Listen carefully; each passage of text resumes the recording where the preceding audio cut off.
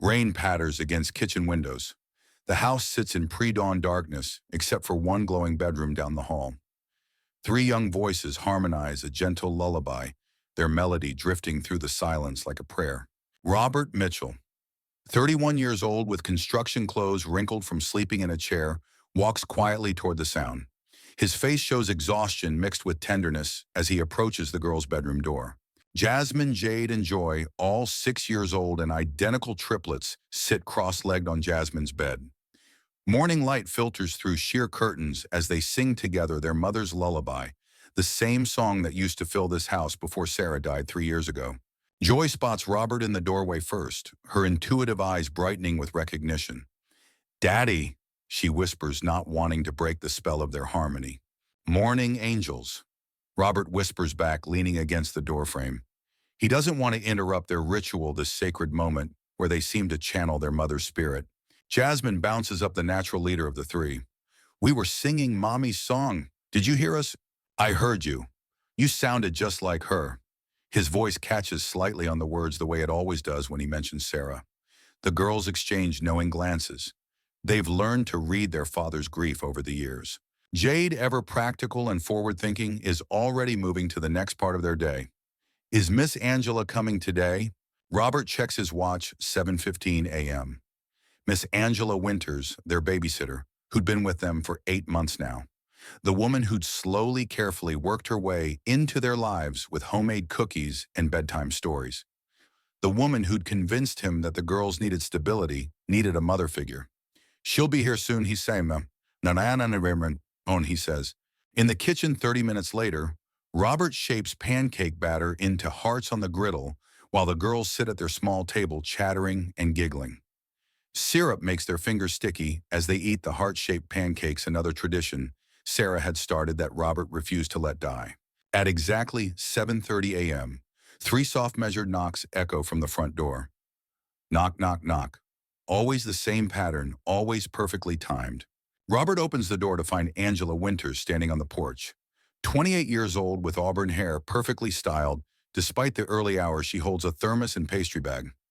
Everything about her seems carefully curated, from her warm smile to the slight southern accent that makes everything sound like a gentle invitation. "Good morning, Robert," she says. "I brought your favorite, Colombian dark roast." "You don't have to keep doing that," Robert replies, though he accepts the coffee gratefully. Their fingers brush momentarily as she hands him the thermos. "I want to.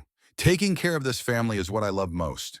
She steps inside and immediately the girls rush to her like metal filings to a magnet, their voices overlapping in excitement. Miss Angela, we learned a new song." Angela kneels to their level, her smile warm and patient. "Show me, darlings." The girls begin singing their mother's lullaby, their voices pure and sweet. But as they sing, Robert notices something flicker across Angela's face. A flash of something cold calculating before the warm smile returns. "That's beautiful, girls," Angela says when they finish. "But you know what, I think it's time we learn some new songs.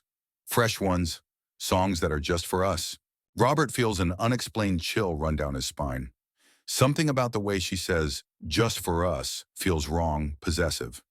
But before he can analyze the feeling, Jade is tugging on his work shirt. "Daddy, my backpack strap is broken." The moment passes as Robert kneels to fix the strap.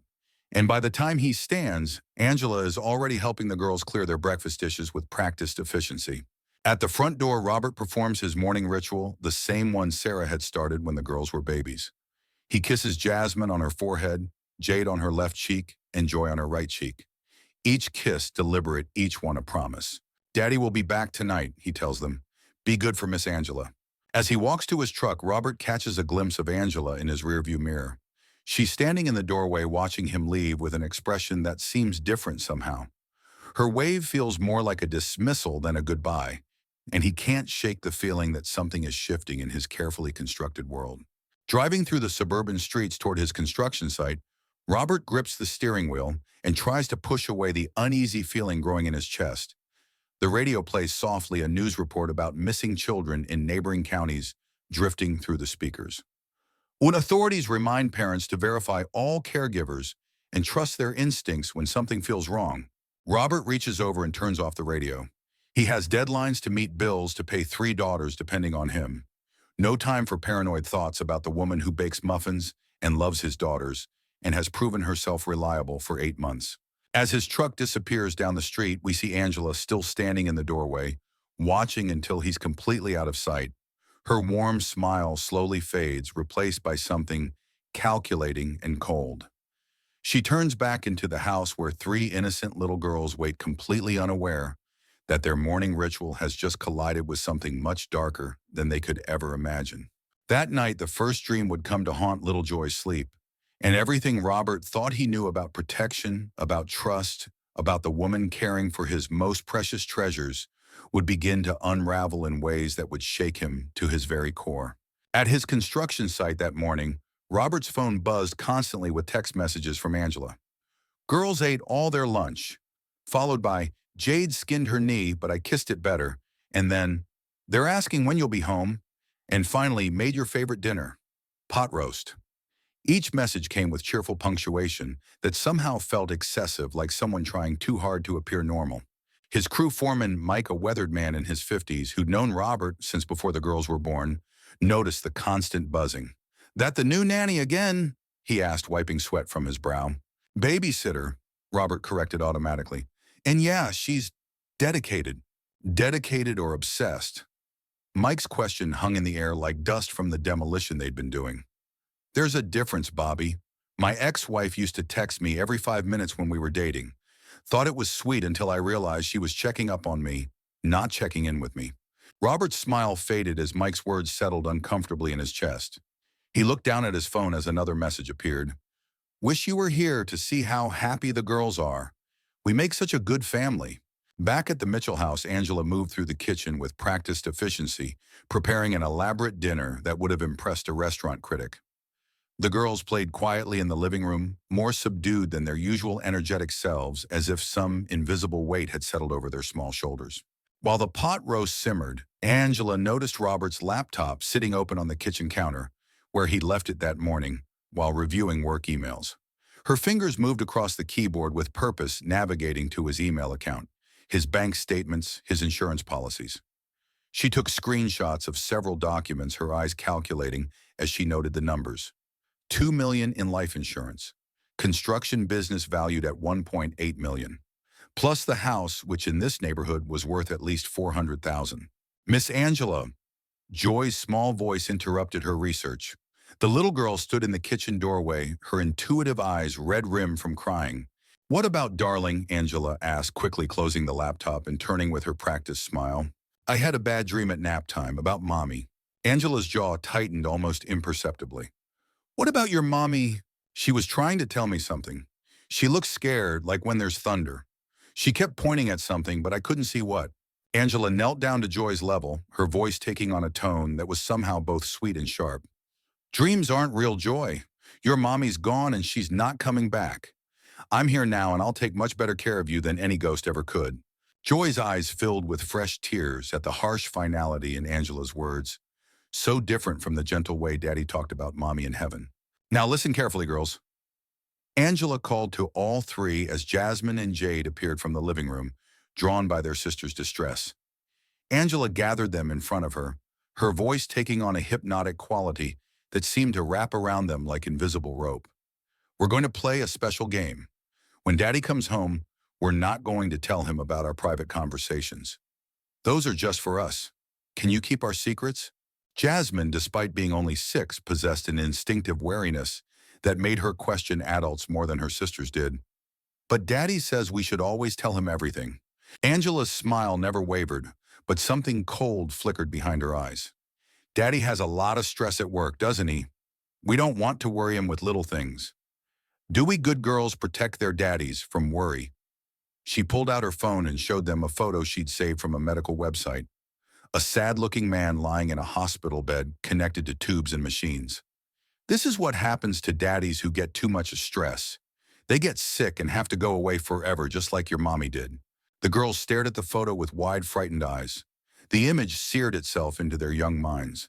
The pale man, the beeping machines, the suggestion that their words could somehow cause their father to disappear like their mother had.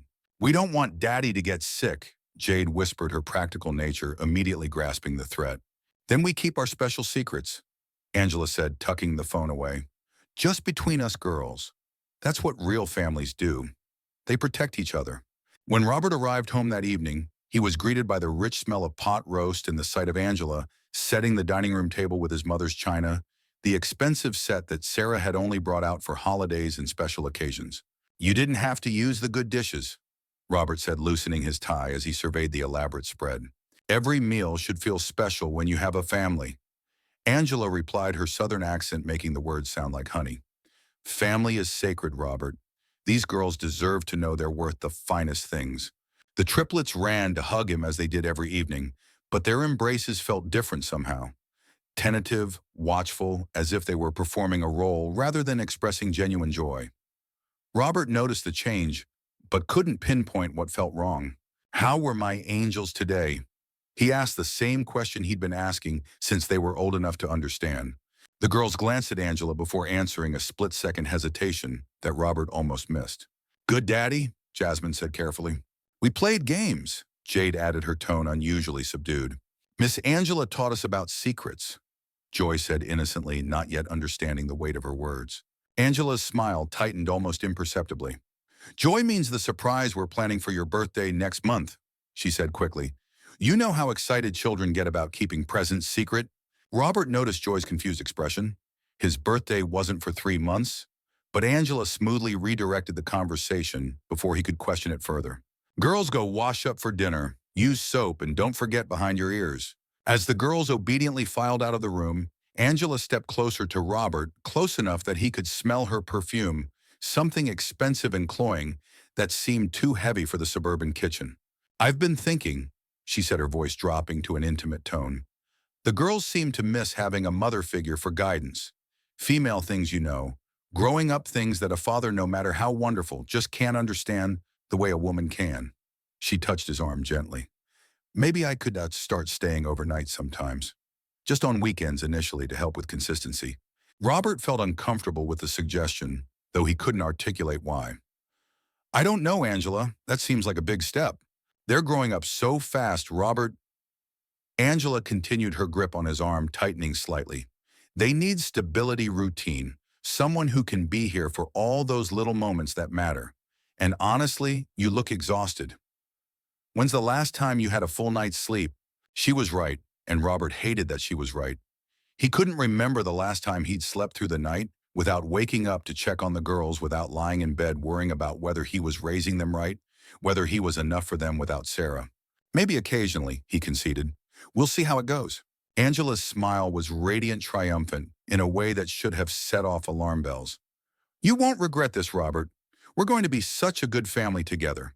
During bedtime routine, Robert settled into his usual spot on Jasmine's bed to read their nightly story, the same ritual he'd maintained since Sarah died. But Angela hovered in the doorway, her presence changing the intimate dynamic of their father-daughter time. I should really handle bedtime routine now, Angela said, her tone suggesting gentle correction. As their maternal figure, consistency is so important for children's development. This is our time together. Robert replied, not ready to give up this sacred part of their day. But Robert, you have to think about what's best for them, not just what feels good to you. They need to know who their primary caregiver is. Mixed signals will only confuse them. Her words stung because they sounded reasonable, logical, backed by some invisible expertise that made Robert question his own instincts as a parent. When Joy whispered, "Can you sing Mommy's song, Daddy?" Robert started to hum the familiar lullaby, but Angela stepped forward with a firm shake of her head. We learned new songs today, didn't we, girls? Modern ones. Age-appropriate ones that help children look forward instead of backward. Robert watched as his daughter's expressions dimmed their excitement, fading like candles being snuffed out one by one. Late that night, lying in his bedroom and staring at Sarah's photo on the nightstand, Robert felt a gnawing unease that he couldn't name or dismiss. Something was changing in his house and his family, in the very air they breathed. But every time he tried to grasp what was wrong, it slipped away like smoke. Sarah, he whispered to her photograph, I'm trying to do right by them, but I don't know if... His phone buzzed with a text from Angela, who was staying overnight in the guest room for the first time. Can't sleep. Worried about Jade's cough. Should we take her to doctor tomorrow? Robert frowned. Jade hadn't been coughing earlier. In fact, none of the girls had shown any signs of illness. But Angela was a professional caregiver. Surely she would notice symptoms that he might miss. At 2 in the morning, unable to sleep, Robert crept downstairs for a glass of water. He noticed light seeping from under the guest room door and heard Angela's voice muffled but audible through the thin walls. She was on the phone with someone, her tone entirely different from the sweet Southern Belle voice she used with him and the girls. No, the timeline needs to move faster. She was saying her words clipped and businesslike. He's too attached to their routine, too protective. The girls are starting to bond with me, but it's not enough. What do you mean risky? I've been patient for 8 months, building trust, establishing myself as indispensable. Robert pressed himself against the wall, his heart hammering as he strained to hear more. The insurance policies are solid. The business is profitable. The house is worth more than we estimated. Just need to eliminate the obstacles. Yes, all of them. The girls know too much about their mother, they keep her memory too alive. He'll never fully commit to a new family while he's still grieving. Clean slate is the only way. Robert's blood turned to ice water in his veins. The words eliminate the obstacles, and all of them echoed in his mind like a death knell. He backed away from the door as quietly as possible, but an old floorboard creaked under his weight. Angela's voice stopped abruptly. I have to go, she whispered into the phone. We'll continue this tomorrow. Robert rushed back upstairs, his hands shaking as he closed his bedroom door, just as he heard the guest room door opening below. He lay in bed with his heart pounding, staring at the ceiling, trying to convince himself that he'd misheard, that his imagination was running wild, that the woman caring for his daughters wasn't actually planning to hurt them. But in his gut, in the place where fathers know things without being told, Robert understood that evil had moved into his house, wearing the face of salvation. And somewhere in the darkness of the night, 3 little girls slept restlessly, their dreams beginning to fill with warnings from a mother who loved them enough to reach across the veil between worlds to protect them. In the smallest bedroom, Joy Mitchell sat up, gasping from a nightmare more vivid and terrifying than any 6-year-old should ever experience. In her dreams, she had watched Angela putting something white and powdery into Daddy's coffee, something that made him fall asleep and never wake up. She had seen Angela packing suitcases while Daddy lay still, and Cold had heard Angela on the phone saying, "The house is mine now. Transfer the money." Joy looked toward her sisters' beds, both girls tossing fitfully in their sleep, caught in their own dark visions. The temperature in the room seemed to drop, and for just a moment Joy could swear she smelled her mother's perfume, that familiar scent of vanilla and roses that used to make everything feel safe. "Mommy," she whispered into the darkness, "help us." And in that moment, as if responding to her daughter's desperate plea, Sarah Mitchell's spirit began to gather strength, preparing to wage war for the souls of her children against an evil that had infiltrated their home like a cancer, growing stronger each day, fed by trust and nurtured by a father's desperate need to believe that help had finally arrived. The battle for the Mitchell family was about to begin, and it would be fought on battlefields both seen and unseen, in the realm of dreams and the harsh light of waking truth, until only love or evil could claim victory. The next morning brought an unusual quiet to the Mitchell house, the kind of silence that feels heavy and wrong, like the air before a thunderstorm. Robert woke early, his sleep fractured by fragments of the overheard conversation that his mind kept trying to rationalize away. Perhaps he'd misunderstood. Perhaps Angela had been discussing some television show or book. Perhaps his grief-clouded judgment was making him paranoid about the one person who'd shown genuine care for his family. But when he walked into the kitchen, he found Angela already there, fully dressed and perfectly groomed, despite the early hours, standing over his coffee maker with a small white packet in her hand. She startled when she saw him quickly shoving whatever she'd been holding into her pocket. "You're up early," she said, her smile bright but somehow strained around the edges. "Couldn't sleep," Robert replied, watching her carefully. "What was that you just put away?" "Sweetener," Angela answered without missing a beat. "The artificial kind. I know you usually drink your coffee black, but I thought maybe a little sweetness might help with your stress levels. Sugar can be very calming." Something about her explanation felt rehearsed, but Robert's exhausted mind grasped at the reasonable explanation. "That's thoughtful, but I'm fine with black coffee." "Of course," Angela said, but he noticed she'd already poured him a cup from the pot she'd been standing over. "I made it extra strong this morning. You looked so tired last night." The coffee sat on the counter between them like a test. Robert reached for it, then hesitated, remembering Joy's nightmare about something being put in Daddy's coffee. But that was ridiculous.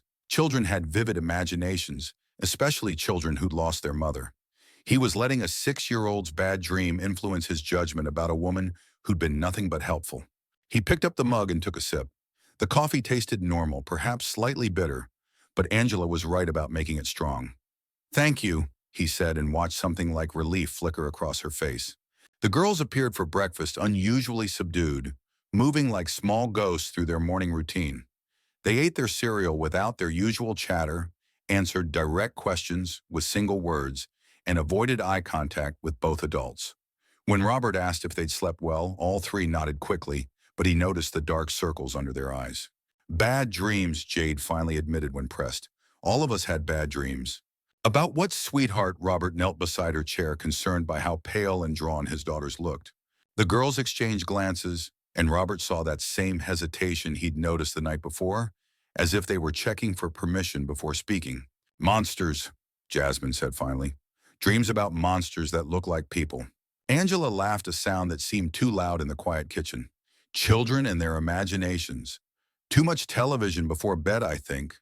We'll stick to educational programs from now on." But Robert noticed that Angela's laugh didn't reach her eyes, and the way she looked at the girls carried something that might have been warning. At his construction site, Robert found himself unable to concentrate. The coffee had left him feeling sluggish and slightly nauseous, unusual for someone who normally drank 3 cups before lunch. Mike noticed his distraction when Robert nearly backed the excavator into a support beam.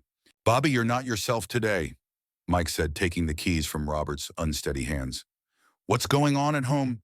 "I think I'm being paranoid," Robert said, sitting heavily on a stack of lumber. "The babysitter, Angela. Last night I thought I heard her on the phone talking about eliminating obstacles, but it could have been anything. A work call, a television show?" Mike studied his friend's face with the careful attention of someone who'd survived 2 decades in construction by reading situations accurately. "But you don't think it was anything innocent?" "The girls are acting strange. Scared. They're having nightmares." Robert rubbed his temples where a headache was building behind his eyes. "Joy dreamed that Angela put something in my coffee. And this morning she was standing over the coffee maker with some kind of packet when I walked in." Mike was quiet for a long moment. "Bobby, I'm going to say something, and I need you to hear it. I've got 4 daughters of my own, and I know how desperate a single father can get for help. But desperation makes us ignore red flags we'd normally see from a mile away." Robert looked up at his friend. "You think I'm in danger?" "I think a woman who talks about eliminating obstacles while caring for 3 little girls is someone you need to investigate very carefully, very quickly." Mike pulled out his phone. "My brother-in-law is a private investigator. Good one. Discreet. Let me make a call." While Mike spoke quietly into his phone, Robert felt the fog in his head clearing, slightly replaced by a growing dread. If Angela was really planning to hurt them, if she'd been patient for 8 months, building their trust just to destroy them, then his daughters were in immediate danger. And he'd been so grateful for her help, so relieved to have someone share the burden of single parenthood, that he'd invited a predator into their home. That evening, Robert returned to find the house transformed. Angela had rearranged furniture, hung new pictures, and replaced several of Sarah's belongings with items he'd never seen before. The family photos on the mantel had been reorganized, with Angela appearing in more prominent positions and Sarah's pictures moved to less noticeable spots. "I hope you don't mind," Angela said, greeting him at the door with what she probably thought was a wife-like embrace. "I just felt like the house needed some updating. Fresh energy for a fresh start." "Where are the girls?" Robert asked, not returning her embrace. "Upstairs. I thought we could have some adult time before dinner. We never get to talk without interruption." She led him to the living room where she'd set out wine glasses and lit candles. "I wanted to discuss our future, Robert. The girls and I have been talking, and we all agree that it's time to make this arrangement permanent." "Permanent how?" Angela settled beside him on the couch, closer than felt comfortable. "Marriage, Robert. I know it seems fast, but we're already a family in every way that matters. Making it official would just give the girls the security they need. Angela, I appreciate everything you've done for us, but marriage is what? Too big a step, too scary." Her voice carried an edge he'd never heard before. "Robert, those girls need a mother. They need stability. They need someone who's committed to this family, not just playing house until something better comes along. I'm not playing house. This is my life. These are my daughters. Then act like it. Angela's mask slipped completely for just a moment, revealing something cold and calculating beneath. Stop living in the past with a dead woman and start building a future with a living woman who's here, who loves those girls, who's been sacrificing her own life to make yours possible. The words hit Robert like physical blows. Sarah isn't just some dead woman, she's their mother. Sarah is gone, Angela said with brutal finality. I'm here. I'm real. I'm the one who feeds them and bathes them and comforts them when they cry. I'm the one who's earned the right to be called their mother. Upstairs, three small figures huddled at the top of the staircase, listening to the raised voices below. The girls had been trying to tell their father about the scary things Angela said when he wasn't home, about the way she threw away mommy's things when he was at work, about the phone calls where she talked about making them go away forever. But every time they tried to speak, they remembered the picture of the sick man in the hospital and Angela's words about daddies who got too much stress. Joy pressed her face against the stair railings and closed her eyes, wishing as hard as she could for Mommy to help them. In her mind, she could almost hear Sarah's voice, the same warm tone that used to read bedtime stories and sing lullabies. Be brave, baby girl. Daddy needs to know the truth. When Joy opened her eyes, she saw something that made her gasp. Standing at the bottom of the stairs, translucent but unmistakably present, was their mother. Sarah Mitchell stood there in the pale blue dress she'd worn in their favorite family photo, her face filled with love and desperate urgency. She was pointing toward the living room where Angela and Robert were arguing, shaking her head frantically, mouthing words that Joyce somehow understood. Danger. Tell Daddy, now. Jasmine and Jade saw her too, their eyes widening with a mixture of joy and terror. Their mommy was there, really there, trying to protect them, just like in their dreams. Daddy, Joy called out, her small voice cutting through the argument below. Daddy, Mommy is here. She's trying to tell us something. The argument stopped abruptly. Robert looked up to see his three daughters at the top of the stairs, their faces pale but determined. Angela's expression shifted to fury as she realized her careful manipulation was unraveling. Girls, go to your room, Angela commanded, her voice sharp with authority. Adults are talking. But Joy was already running down the stairs, followed by her sisters. Daddy, she threw away Mommy's jewelry box while you were at work. She said Mommy was never coming back, and we had to forget her. She made us promise not to tell you things. Jade added, her practical nature overcoming her fear. She said you'd get sick like the man in the picture if we worried you. She talks on the phone about making us go away. Jasmine said, her voice trembling but brave. She said something about clean slate. Angela stood frozen as her carefully constructed facade crumbled around her. In the silence that followed, Robert heard the echo of the overheard conversation from the night before. Just need to eliminate the obstacles. Yes, all of them. Get away from them, Robert said quietly, stepping between Angela and his daughters. Robert, they're just children. They don't understand what they're saying. Their imaginations are running wild because of grief and confusion. No, Robert said, his voice growing stronger as the pieces finally clicked into place. They understand perfectly. The question is, how long have I been blind, raining? Angela's composure finally shattered completely. You have no idea what you're throwing away. Those girls need me. You need me. Without me, you'll never manage. You'll fail as a father just like you failed as a husband. Get out of my house. This is my house too now.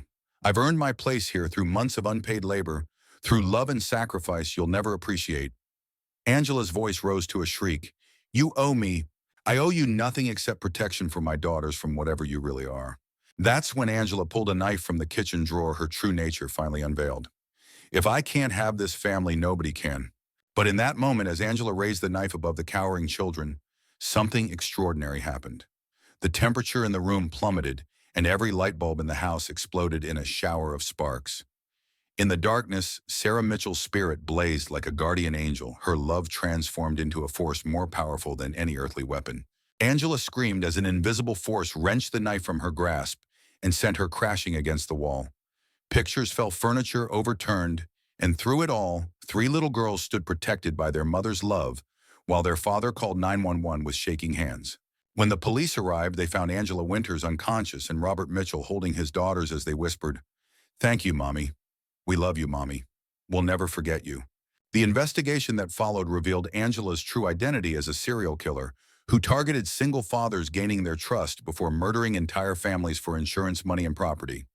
She had killed before, and the Mitchell family would have been next if not for a mother's love that transcended death itself. In the quiet that followed Angela's arrest, as Robert tucked his daughters into their beds and promised them that they were safe, Joy looked up at him with eyes full of wisdom beyond her years. Daddy, Mommy says she can't stay, but she'll always be watching over us. Robert looked around the room feeling a presence he couldn't see, but somehow knew was real. Tell Mommy thank you from Daddy too. As he turned off the lights and closed their door, Robert could have sworn he heard the faint sound of Sarah's lullaby drifting through the hallway, a promise that love never truly dies, that some bonds are stronger than death itself, and that sometimes the greatest protection comes from the most unexpected places. The Mitchell family was safe, guarded by angels, both seen and unseen, and somewhere in the space between worlds, Sarah Mitchell smiled, knowing her babies would grow up surrounded by love, protected by truth, and never again deceived by evil, wearing the mask of kindness. 6 months after Angela Winters was arrested, Robert Mitchell found himself sitting in Detective Maria Santos' office, staring at a thick manila folder that contained answers he wasn't sure he wanted to know. The investigation into Angela's background had revealed a trail of devastation spanning 3 states and 7 years, a carefully orchestrated pattern of predatory behavior that made his blood run cold. We found her real name is Angela Catherine Brennan. Detective Santos said, her voice gentle but professional. She's 34, not 28, like she told you. She's been using various identities to target single fathers with life insurance policies and substantial assets. Robert's hands trembled as he opened the folder.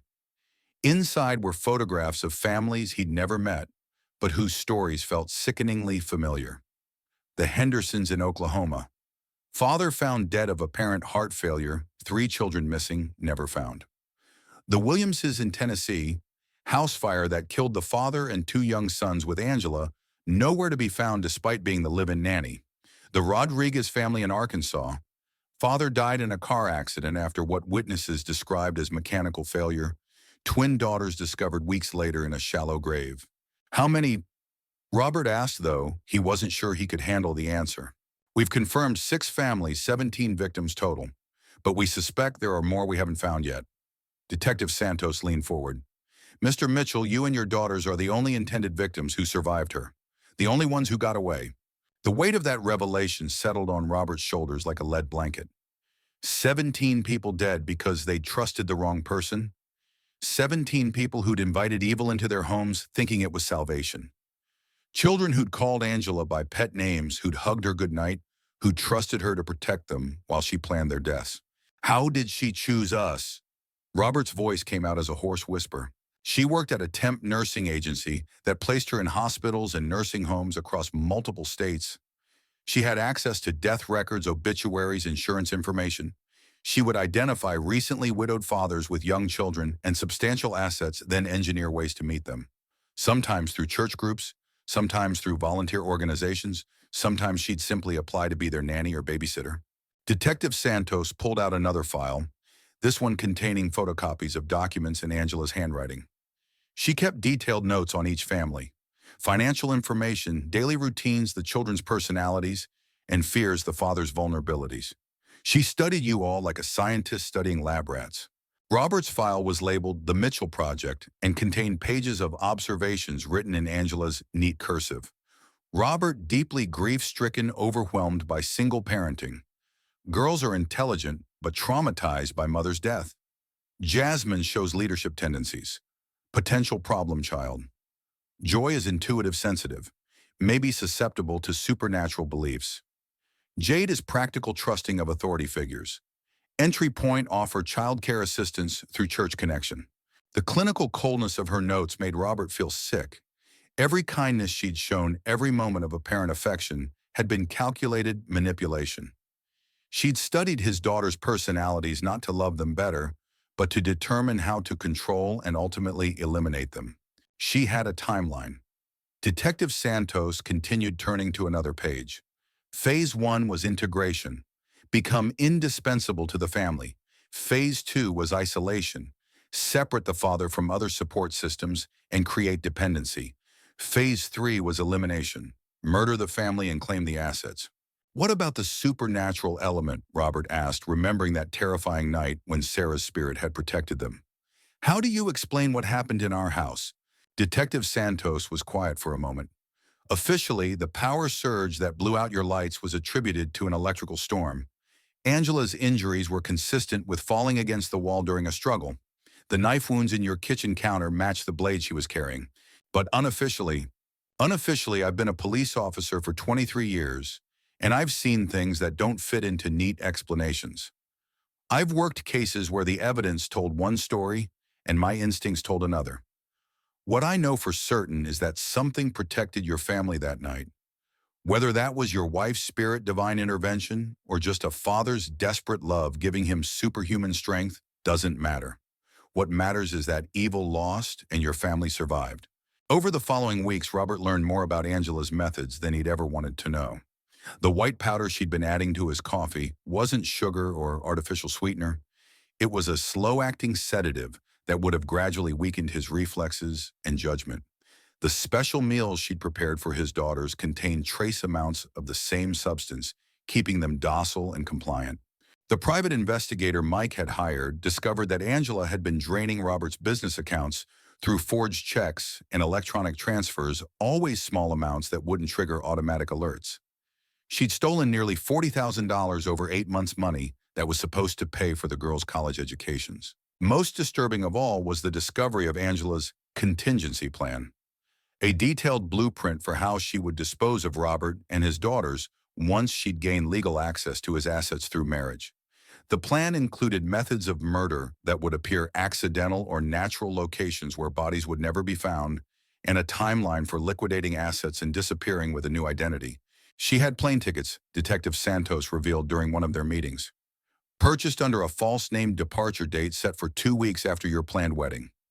One-way ticket to Costa Rica, where she'd researched properties that could be purchased with cash, no questions asked.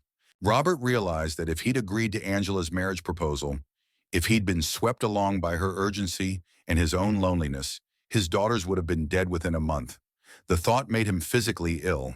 The trial became a media sensation, with Angela's case study in manipulation and murder being covered by every major news outlet. Psychologists testified about her methods, law enforcement experts discussed the challenges of identifying such predators, and grief counselors talked about how desperation could make people vulnerable to exploitation. Through it all, Robert tried to shield his daughters from the worst details while still helping them understand what had happened. They attended therapy sessions with Dr. Elena Rodriguez, a specialist in childhood trauma who helped them process their experience without being re-traumatized by the full scope of Angela's evil. The girls are remarkably resilient, Dr. Rodriguez told Robert after several months of sessions. They understand that they helped save not just themselves, but potentially other families by speaking up when they did. That's given them a sense of empowerment rather than victimization. Indeed, the girls seemed to be thriving in ways Robert hadn't expected. Jasmine had become even more protective of her sisters, but also more confident in speaking up when something felt wrong. Jade had developed an almost uncanny ability to read people's true intentions, a skill that served her well in social situations. Joy continued to be intuitive and sensitive, but now she trusted her instincts instead of dismissing them. They still had dreams about their mother, but now those dreams were comforting rather than frightening. Sarah would appear to them in moments of uncertainty or sadness, not as a warning of danger, but as a reminder of love that transcended death. The legal proceedings dragged on for 2 years. Angela's defense team tried every strategy, from insanity pleas to claims of childhood abuse, but the evidence of her calculated, repeated crimes was overwhelming. Families of her previous victims traveled from across the country to testify, and their heartbreaking stories painted a picture of a woman whose capacity for evil seemed limitless. When Angela was finally sentenced to life in prison without the possibility of parole, Robert felt no satisfaction or revenge, only relief that she would never hurt another family. As they left the courthouse after the sentencing, 7-year-old Joy tugged on his sleeve. "Daddy, I had another dream about Mommy last night." "Wait, what did she say, sweetheart?" "She said thank you for keeping us safe, and she said she's proud of us for being brave." Walking to their car with his daughter's hands in his, Robert felt Sarah's presence more strongly than he had since the night she'd saved them. not as a ghost or a supernatural phenomenon, but as a continuing part of their family story, a love that had proven stronger than death and more enduring than evil. The investigation had revealed the full scope of Angela's crimes, but it had also revealed something else. The unbreakable bonds of family, the power of truth over deception, and the reality that love once given freely and completely never truly dies. As they drove home through the suburban streets where their nightmare had begun, Robert looked in his rearview mirror and saw his daughters chattering and laughing in the back seat, their faces bright with the resilience of children who had survived something terrible and discovered they were stronger than they'd ever imagined. The investigation was closed. The killer was behind bars, and the Mitchell family was free to build a future without fear, protected by the memory of a mother's love and strengthened by the knowledge that they had faced evil together and emerged victorious. 5 years had passed since the night Angela Winters tried to destroy the Mitchell family, and the modest suburban house on Maple Street had transformed from a place of terror into a sanctuary of healing. The scars remained, they always would. But like old wounds that had been properly tended, they had become part of the family's strength rather than their weakness.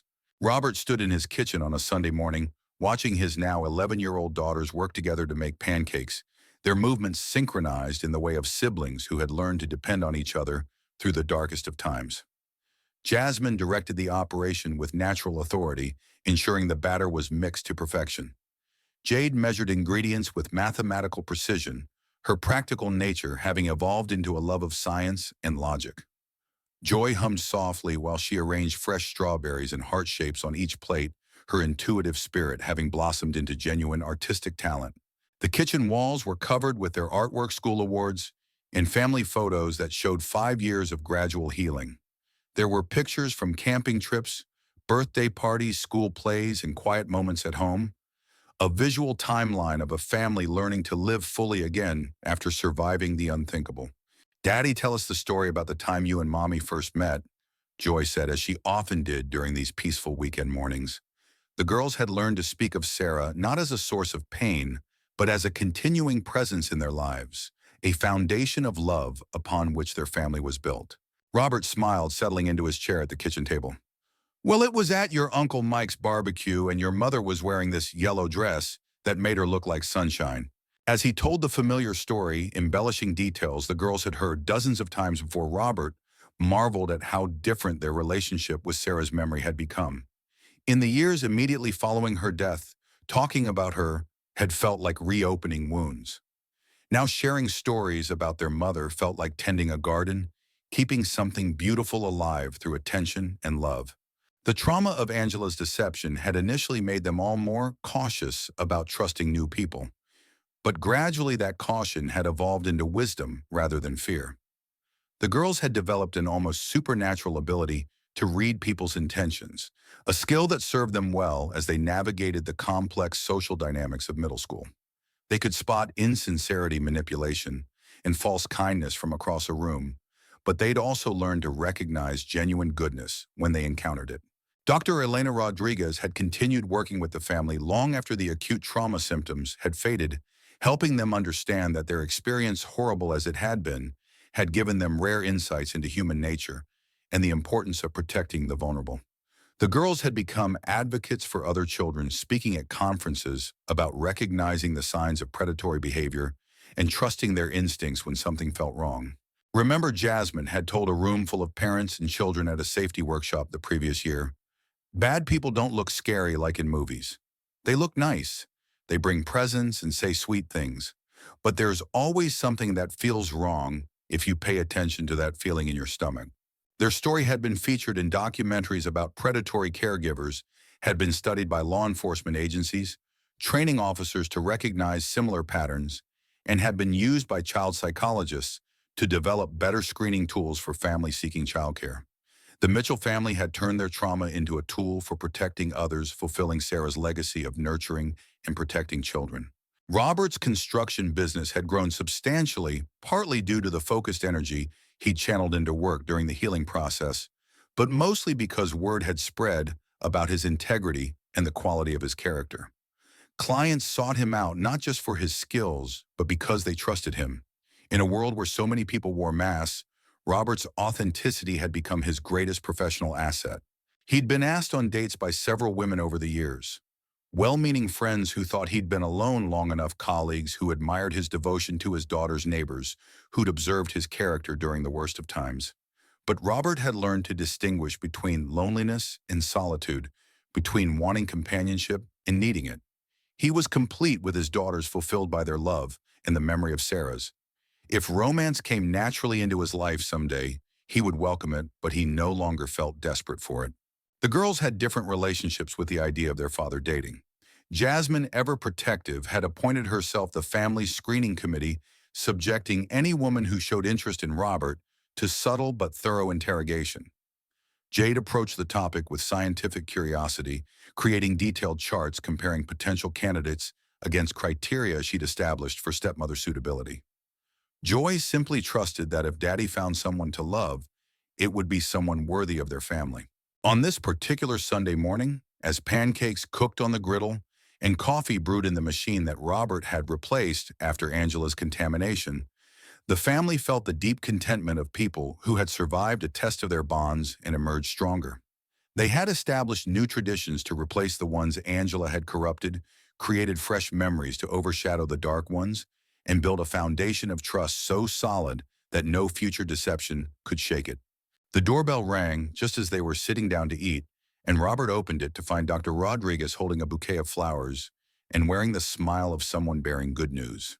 "I hope I'm not interrupting your family breakfast," she said, "but I wanted to share some wonderful news in person." "Come in," and Dr. Rodriguez. The girls chorused, genuinely happy to see the woman who had helped them heal. Over the years, she had become less of a therapist and more of a family friend, someone who celebrated their victories and provided guidance during challenging moments. "The research study we've been working on," Dr. Rodriguez said, accepting a cup of coffee and a seat at their table, "the one about children's resilience after trauma, it's been accepted for publication in the Journal of Child Psychology. Your family's story is going to help train thousands of therapists to better support children who've experienced similar situations." The girls beamed with pride. They understood that their pain had been transformed into purpose, that their survival had meaning beyond their own healing. It was exactly the kind of legacy Sarah would have wanted. Her daughter's love protecting other children, her family's strength inspiring hope in other families facing darkness. As Dr. Rodriguez left and the family finished their breakfast, Robert noticed Joy staring out the kitchen window with the same distant expression she'd worn as a 6-year-old when she would see things others couldn't. "What is it, sweetheart?" he asked. "Mommy," Joy said simply. "She's happy, really, really happy. She says we did good." Robert looked out the window and saw only morning sunlight streaming through the oak tree Sarah had planted when they'd first moved into the house. But he felt what Joy felt, a presence of love, approval, and eternal protection surrounding their family like an invisible embrace. Later that day, as Robert tucked his daughters into beds, they'd chosen themselves in rooms they decorated according to their individual personalities. He reflected on the journey that had brought them to this moment of peace. Angela Winters had tried to erase Sarah's memory, eliminate her children, and steal the future she had dreamed for her family. Instead, her evil had only made Sarah's love more visible, her children stronger, and her husband more determined to honor her legacy. "Daddy," Jasmine said as he kissed her forehead goodnight, "do you think there are other families out there like Angela is trying to hurt?" "Unfortunately, yes," Robert answered honestly. "There are always people who try to take advantage of others' kindness and pain. But there are people like us too," Jade added from her bed across the room. "People who survived and learned how to spot the bad ones. And there are people like Mommy," Joy whispered, "watching over all of us even when we can't see them." As Robert turned off the lights and walked downstairs to the living room where Sarah's portrait smiled down from the mantel, he understood that their story wasn't really about surviving a monster. It was about the power of love to transcend death, the strength of truth to overcome deception, and the ability of a family to transform their worst experience into their greatest source of wisdom. The Mitchell family had not just survived Angela Winters, they had defeated her completely, not through violence or revenge, but through love, truth, and the unshakable belief that good would always triumph over evil when people refused to give up on each other. Outside, the suburban street was quiet and peaceful, lined with houses full of families sleeping safely protected, not just by locks and alarms, but by the knowledge that people like the Mitchells existed in the world. People who had faced the worst humanity had to offer and chosen to respond with grace, strength, and an unending commitment to protecting the innocent. Sarah Mitchell's lullaby drifted through the house one final time, carried on a breeze that seemed to come from heaven itself, a promise that love never dies, that family bonds transcend death, and that sometimes the most powerful protection comes from the most unexpected places. A mother's spirit, a father's devotion, and three little girls who refused to let evil win. The story that had begun with terror in the darkness ended with peace in the light, and in a small house on Maple Street, a family slept soundly, knowing they were safe, loved, and forever protected by forces both seen and unseen.